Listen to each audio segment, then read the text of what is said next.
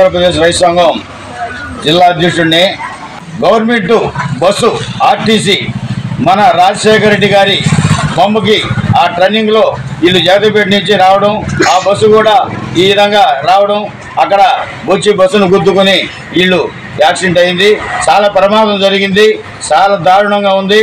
ఇక్కడ బొల్లినేని హాస్పిటల్కి వెంటనే అంబులెన్స్లో ఆ డ్రైవరు కండక్టరే ఎవరిని ఇచ్చిన వెంటనే అంటూ కూడా వచ్చింది. అదేవిధంగా అప్పటికే మన ఇందూరుపేట పోలీసు ఎస్ఐ గారు మొత్తం కూడా వచ్చారు.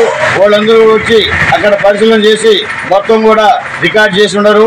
ఈరోజు రామచంద్రన్ హాస్పిటల్లో మెడ్రాస్లో ఉన్నాడు అబ్బాయి. ఆ అబ్బాయికి లక్షలాది రూపాయలు ఖర్చు అవుతుంది. అందుకోసం ఈ ఆర్టీసీ డిఎం ఆర్ఎం వాళ్ళందరూ కూడా ముందుకు వచ్చి వాళ్ళకి సాయం చేయాలా.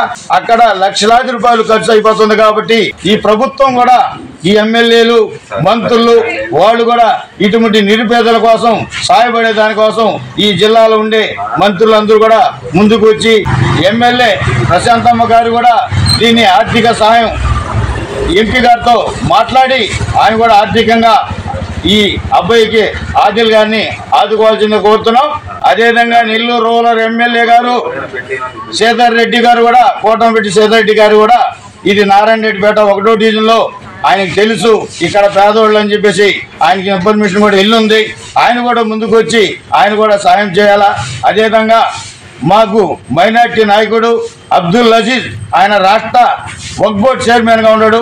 ఆయన కూడా ముందుకు వచ్చి ఇటువంటి దాతలన్నీ కూడా ప్రోత్సహించి ఆయన కూడా సహాయం చేసి ఈ అబ్బాయికి లక్షలాది రూపాయలు ఖర్చు అవుతుంది కాబట్టి ఈ దాతలందరూ కూడా, ఈ ప్రభుత్వం దాతలు ముందుకు వచ్చి అబ్బాయిని రక్షించవలసిందిగా వాళ్ళ తండ్రులకు కొంత భరోసా కల్పించే విధంగా ఈ చర్యలు తీసుకోవాలని చెప్పేసి ఈ మీడియా ద్వారా ఈ ప్రభుత్వాన్ని దాతలకి మేము కోరుకుంటున్నాము.